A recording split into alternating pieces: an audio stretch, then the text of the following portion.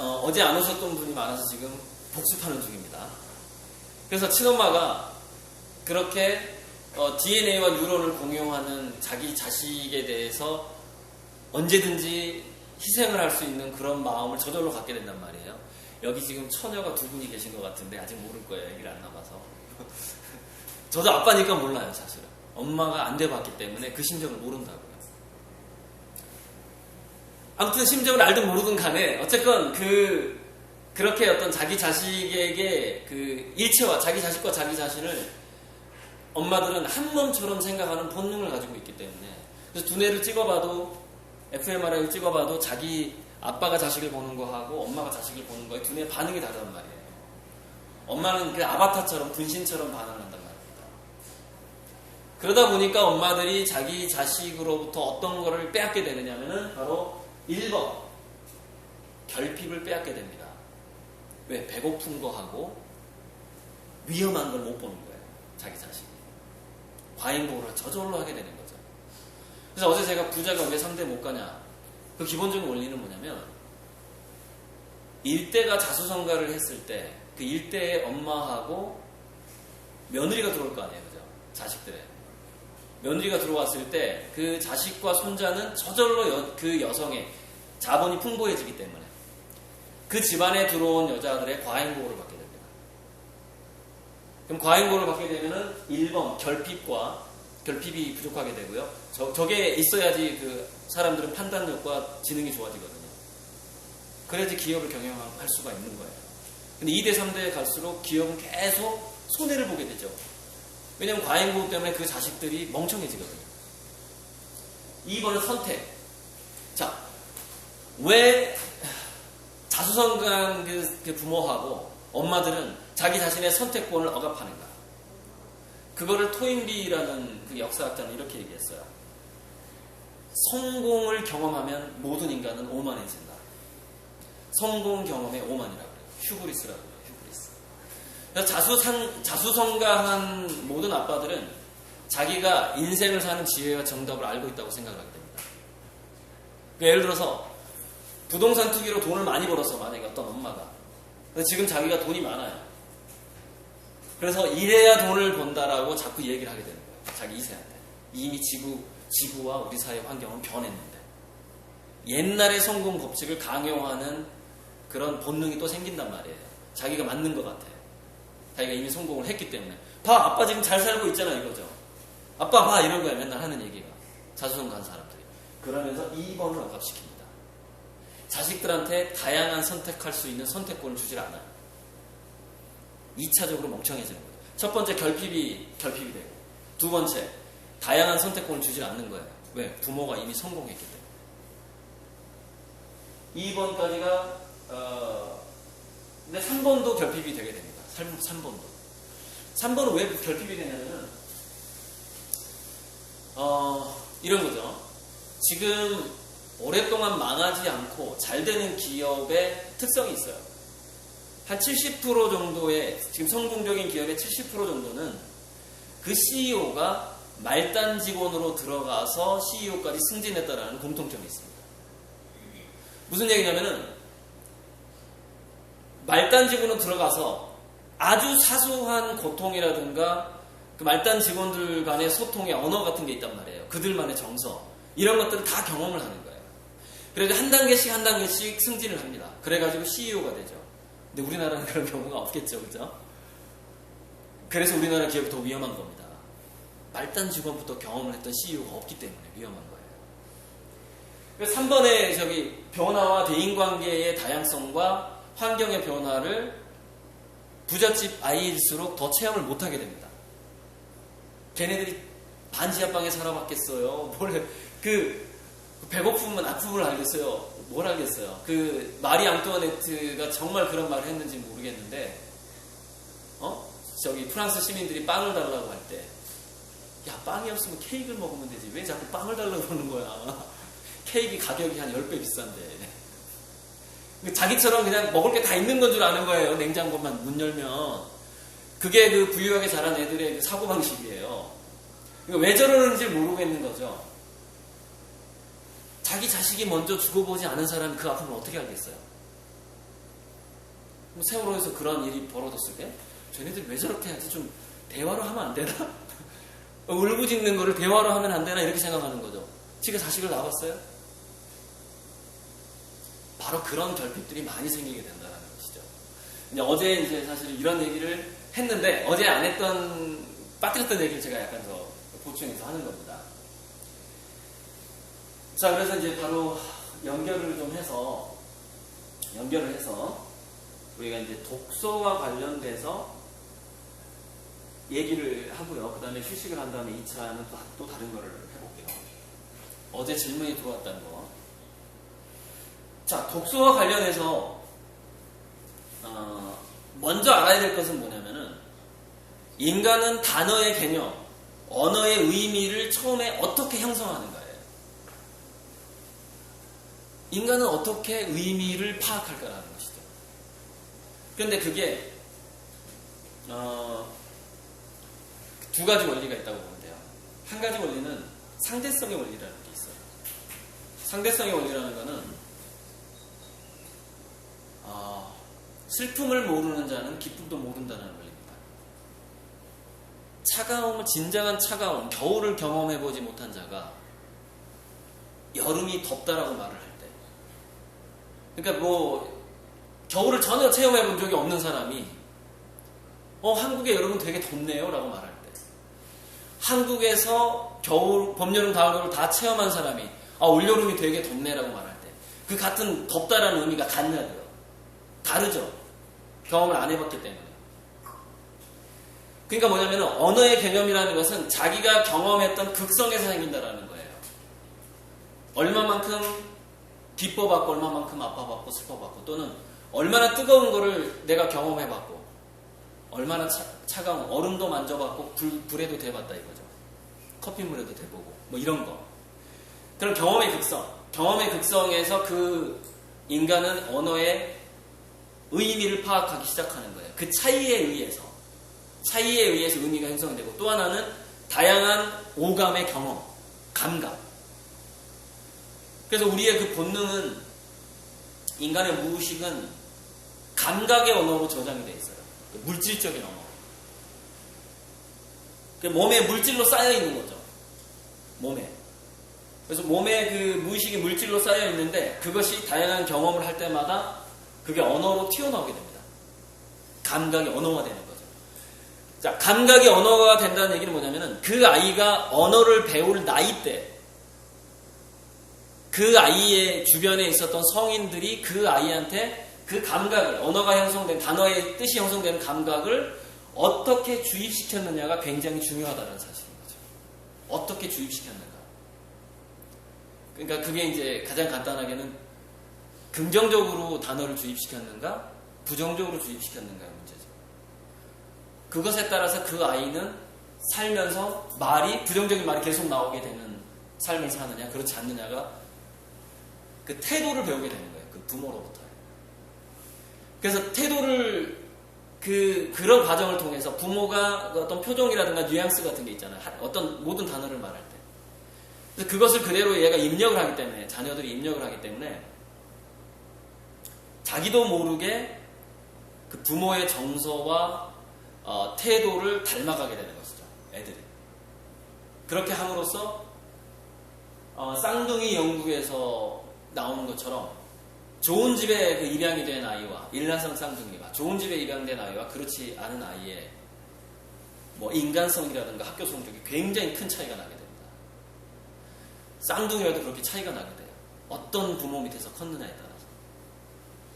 그리고 이제 그 10대 때까지 아주 엉망으로 10살까지 아주 엉망인 부모 밑에서 크더라도 10대 때 또 어떤 멘토를 만나느냐에 따라서 또 달라지기도 하고. 그런데 그 회복 탄력성을 연구하는 그 사람에 의하면은, 연구한 사람들에 의하면은 3살 이전에 그 절대적인 사랑을 받았던 경험이 그렇게 중요하다고 하잖아요. 그러니까 그건 뭐냐면은 3살 이전에 절대적인 사랑, 안정된 그 사랑, 그걸 뭐 안정형 애착이라고 하기도 하죠. 그런 사랑을 받았던 사람들은 무의식적으로 자기는 절대 버림받지 않고 자기는 이 세상에서 어떤 경우라도 어떤 과정을 통해서라도 자기는 굉장히 의미 있고 중요한 인물이 될 거라는 아주 기본적인 의식이 깔리게 된다는 거예요. 3살이잖아요. 그래서 그런 사람은 절대 자살을 하지 않는다. 아무리 힘든 일이 닥쳐도. 그런 얘기가 있는데, 자, 그래서 여기 보면 우리 그 언어에 있어서는 독서를 할 때 언어를 쓰잖아요. 그러면 의미론적인 게 있어요. 그 단어의 뜻. 그 다음 형태. 그 ABCD의 형태라든가 이걸 인지하는 거. 그 다음 통사. 통사는 문장을 만들 수 있는 능력이에요. 주어 동사, 주술관계를 파악하는 거. 제가 출판사에서 한 2년 일을 할 때 했던 게 그 교정이었어요, 교정. 근데 그 글을 쓰는 사람들이 많이 헷갈리는 게 주술관계가 안 맞는 거 하고 주동, 피동, 수동 이런 게 헷갈려요. 그 조사를 다는 걸 좀 많이 틀려요. 그런 걸 잡아주는 게 이제 교정의 고수죠. 오타를 잡는 거는 교정의 완전히 하수예요, 하수. 그래서 교정의 고수는 그 수동과 피동 그 관계를 잡아주고 주술 관계를 잡아주고 그 다음에 기승전결의 구조를 재배치해 주는 거죠. 그게 진짜 이제 고정의 교수가 편집을 잘하는 사람인 거죠. 근데 그렇게 편집을 잘하는 능력을 뭐라고 하냐면 화용론이라고 합니다. 전체 스토리를 구성하는 능력. 근데 그 활용할 수 있는 능력이죠. 그러니까 전체 문장과 스토리를 활용할 수 있는 능력. 그게 이제 화용이에요, 화용. 제가 존경하는 선배님 이름 중에 이름이 박화용인데 정말 글을 잘 써요. 이름도 화용인데, 그러니까 글을 잘 쓰려면 좀 화용론적인 발달이 뛰어나야 돼요. 그게 가장 마지막에 완성된 단계입니다. 그러니까 이제 뭐냐면 우리가 면접 보고 할 때, 그 인터뷰 할 때라든가 논술, 자기소개서 쓸 때 그런 걸 잘하려면 좀 화용론적으로 발달을 해야 되는데, 자, 그런데 그 화용론적인 발달, 통사, 의미론적인 발달, 형태론적인 발달을 가져다주는 경험들이 각각 다르게 있다는 겁니다. 물론 다 뭉뚱그려 있지만 우리 아이들이 체험을 할 때 다르다는 거죠. 지금 제가 이거를 먼저 분명히 얘기를 하는 이유가 뭐냐면은, 모든 아이들이 똑같은 책을 읽는다고 해서 감동이 같지를 않아요. 그거는 이제 어떻게 알 수가 있냐면 두뇌를 찍어보면 압니다. 그러니까 아이들의 두뇌를 찍게 하고서 그다음에 전문가들과 비전문가들, 그러니까 책을 잘 보는 사람들과 책을 잘 못 보는 사람들, 의 두뇌를 관찰을 해보면은 그 뉴런이 활성되는 부분이 다르다니까요. 전문가와 비전문가가. 아이들도 같은 책을 봐도 달라요. 그러니까 같은 책을 봐도 거기서 그 요점 정리를 할 수 있느냐, 그 이야기를 자기가 다른 이야기를 패러디를 할 수 있느냐의 문제는 다르다는 거죠. 그래, 어떤 내용을 봤어? 엄마한테 설명해 볼래? 설명 못 한다는 거예요. 똑같이 책을 봐도. 그게 중요하다는 겁니다. 그러면 같은 단어를 읽어도, 같은 문장을 봐도 거기에서 감정과 감동의 에너지가 많이 일어나는 아이로 만들어야만이 그걸 이해하게 돼요. 그리고 인간이 어떤 그 감정을 이해하려면은 뭐가 또 있어야 되냐면은, 이제 그거를 거울 뉴런이라고 하는데, 타인의 행동을 많이 관찰한 경험이 또 있어야 돼요. 그러니까 어떤 활동의 경험이 아이들이 또 많아야 돼요. 그 이해력이 깊어지려면. 그게 이제 운동이죠, 운동. 그래서 운동을 하고 뭐가 만들기 하고 친구들하고 소꿉장난하고 하는 것도 있잖아요. 이런 것들이 나중에 그 책을 읽을 때 이해력하고 바로 직결되는 문제인 겁니다.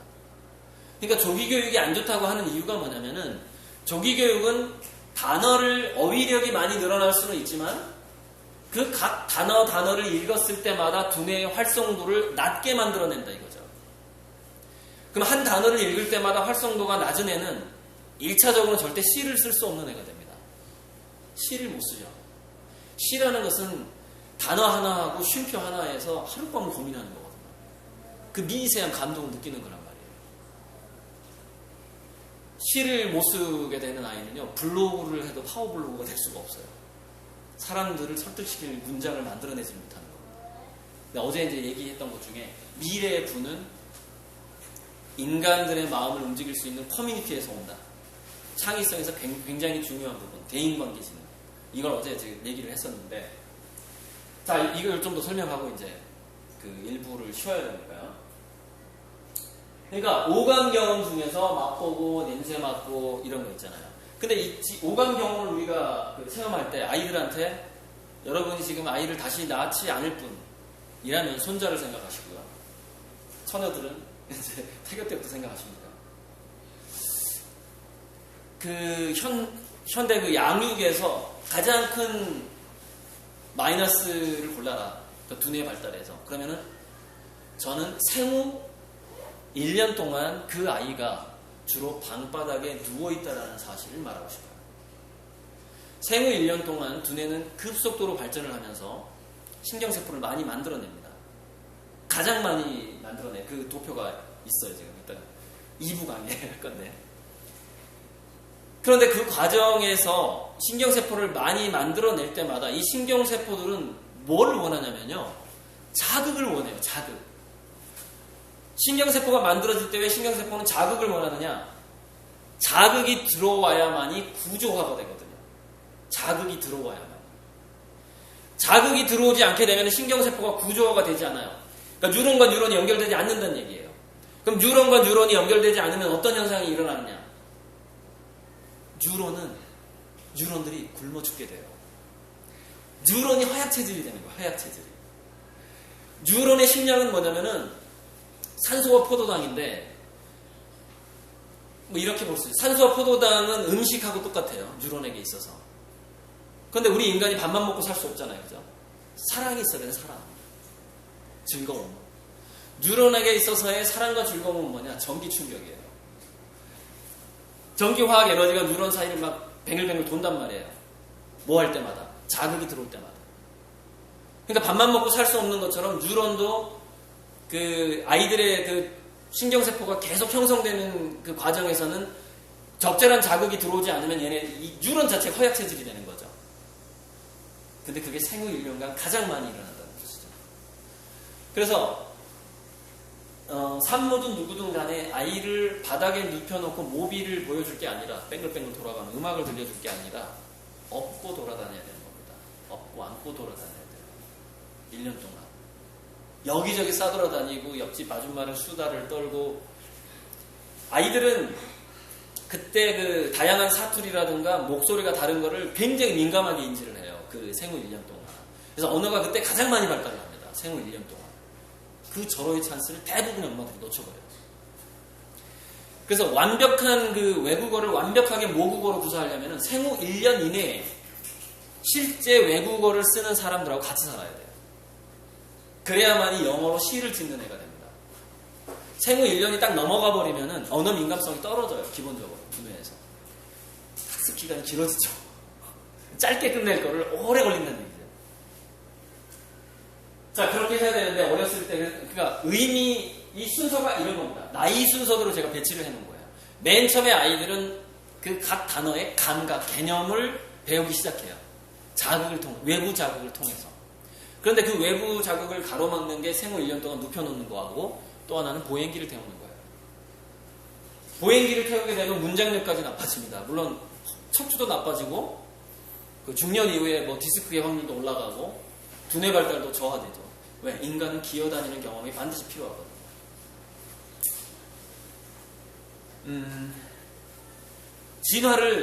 사람도 진화를 반복한단 말이에요. 어려서부터 개가 기어다니듯이 네 발로 기어다니는 체험이 우리 인간의 두뇌 발달에는 반드시 필요하다는 얘기죠. 그걸 박탈시키면 안 된다는 거예요. 그러니까 예를 들어서 영어 유치원에 보내는 문제도 조기교육을 오해할까봐 제가 이 말씀을 먼저 드리는 건데 아이가 좋아하면 괜찮다요. 원칙은. 아이가 그 유치원을 좋아하면 괜찮다. 아이가 어렸을 때 운동을 안 하고 책 보기를 좋아하면 괜찮다. 그런데 나가서 놀고 싶어 하는데 영어 유치원 같은데 가기 싫어하는데 보내는 게 문제라는 거죠. 여기서의 제가 주안점을 두는 거를 기억하셔야 돼요.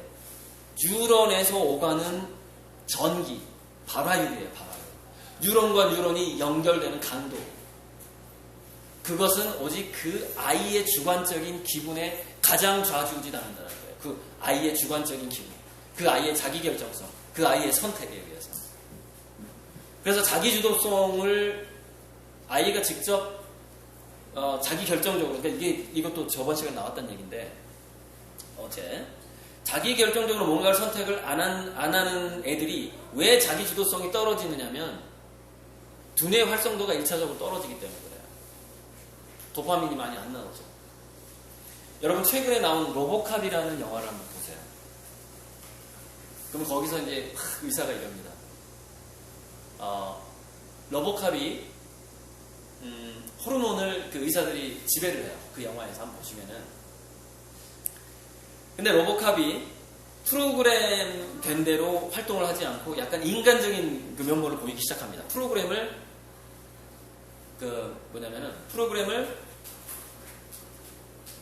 대로 따르지 않고 그 본부에서 시키는 대로 하지 않고, 로보캅이 경찰이잖아요. 하지 않고 자기가 인간적인 판단을 내리기 시작하는 거예요. 그래서 그 의사가 도파민을 줄여 이렇게 얘기합니다. 그 영화에 나오는 대사예요.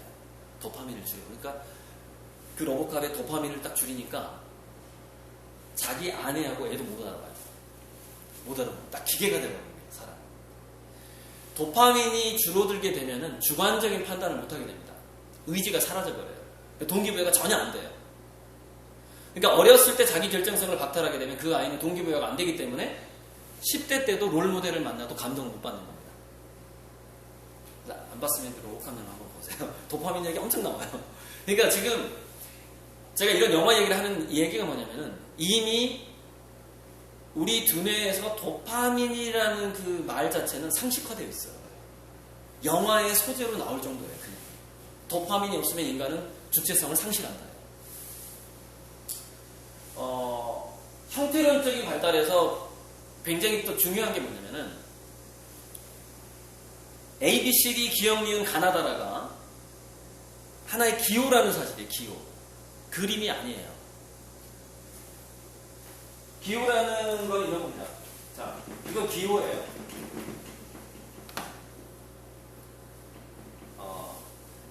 이거는 그림이죠.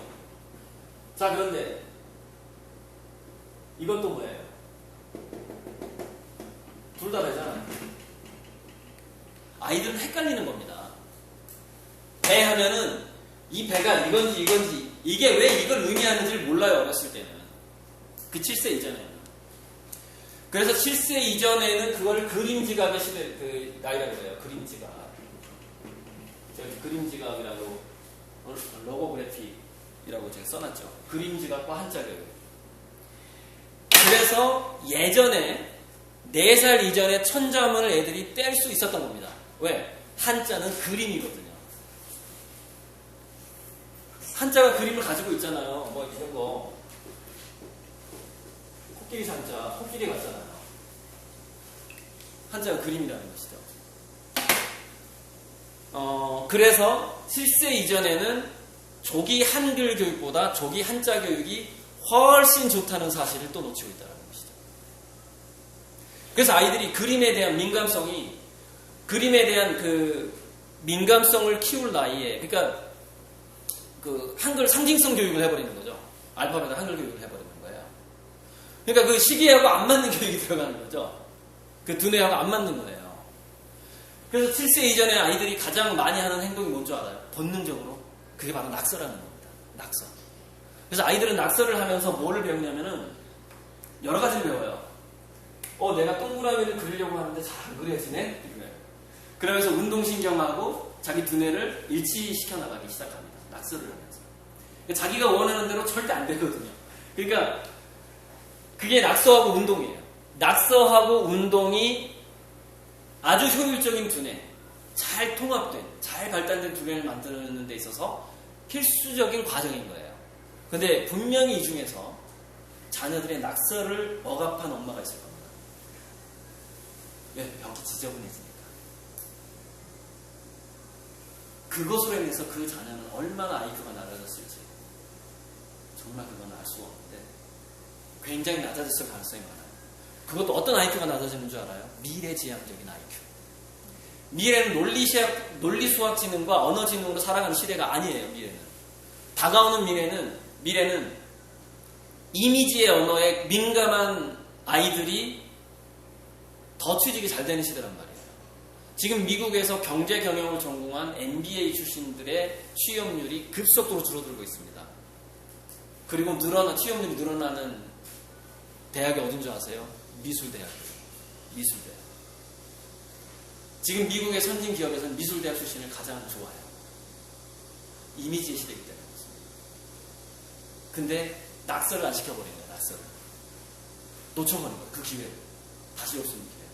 무지무지 낙서를 시켜야 돼요. 그러니까 제가 학부모 교육을 할 때 이렇게 얘기해요. 벽지를 바르지 말라. 벽지를 바르지 말고 이 화이트보드처럼 나온 시트지가 있어요. 화이트보드처럼 완벽하게 지워지지는 않는데 물걸레질하면 깨끗하게 지워지는 게 있습니다. 여기서 당부 말씀. 엄마가 지우지 말라. 아이가 지루해서 자기 그림을 지울 때까지 엄마가 대신 지우지 말라는 거예요. 그것도 자기 결정성 억압합니다. 아이가 7세 이전이라면 자기 집의 모든 벽을 화이트보드화 시키세요.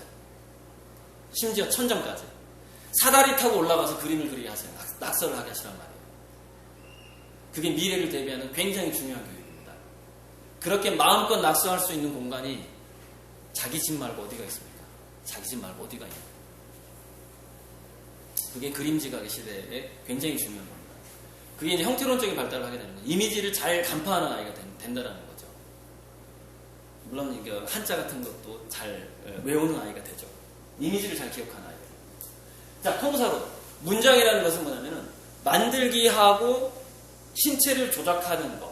그리고 내가 어떤 체험을 하고 사냥을 할 때 그 순서.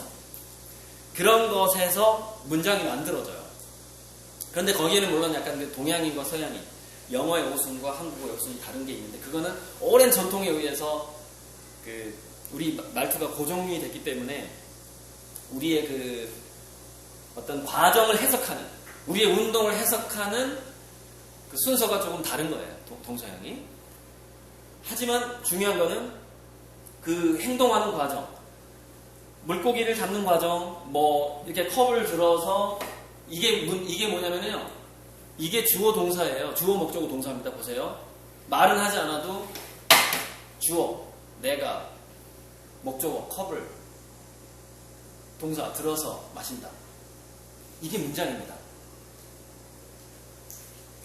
그래서 행동 체험이 부족한 애들은 문장력이 떨어지게 돼 있어요. 그러니까 무슨 얘기냐? 말썽쟁이들이 10살 이전에 말썽이란 말썽은 전부 다 부려본 애들이 나중에 글쓰기를 잘하는 확률이 아주 높습니다. 다양한 행동을 경험했기 때문에 거기서 다양한 문장을 뭘로 배워요? 몸으로 배우는 겁니다. 문법 책에서만 문장을 배우는 게 아니란 사실이에요. 몸으로 문장을 배웠다가 그것을 문법 책으로 적용시키는 겁니다. 원래 자기가 문장을 가지고 있는 거죠. 체험적으로. 게다가 그걸 책과 함께 만날 뿐이에요. 이게 독서를 하기 전에 우리가 아이들이 도서관에 데려가기 전에 정말 알아야 될 교육 내용입니다. 자, 그다음에 그런 체험과 문장을 만들어내는 몸으로 배우는 문장이 또 왜 중요하냐면은 그것이 바로 우리 두뇌에서는 거울유론하고 연관이 돼 있고 거울유론은 대인관계 지능하고 연관이 됩니다. 상대방이 어떤 감정을 보이느냐를 파악하는 능력, 그런 것들이 바로 그런 말썽 피우고 친구들끼리 말썽 피우고 소꿉장난하고 그런 데에서 공감 능력이 생기는 거예요. 그러니까 어렸을 때 그 경험이 부족하면 그 사람은 어른이 돼서도 공감 능력이 떨어집니다. 그게 이제 의미론하고 통사론까지 해서 이 오른쪽에 독소랑 제가 연결시킨 거예요. 공감하고 소통하는 능력이 그런 어떤 다양한 체험에서 나오게 되는데, 자, 마지막에 화용론이라는 것은 우리가 기승전결이라든가 800자 5文字에다 뭘 써라 그랬을 때 서로는 뭐, 본론은 뭐, 결론은 뭐 이런 식으로 퍼센트를 서로는 15%, 본론은 뭐 70% 이러면서 결론은 10% 이런 걸 자기가 계획을 세워야 되잖아요. 그 능력이 화용론이에요. 그 능력이 사회에서 그 사회 활동을 할 때는 어떤 능력으로 다시 전환이 되냐면은 선견지명 능력하고 전략기획 능력으로 전환이 됩니다. 창업을 하는 능력이 돼요. 글짓기의 능력이 창업하는 능력이 된다고요.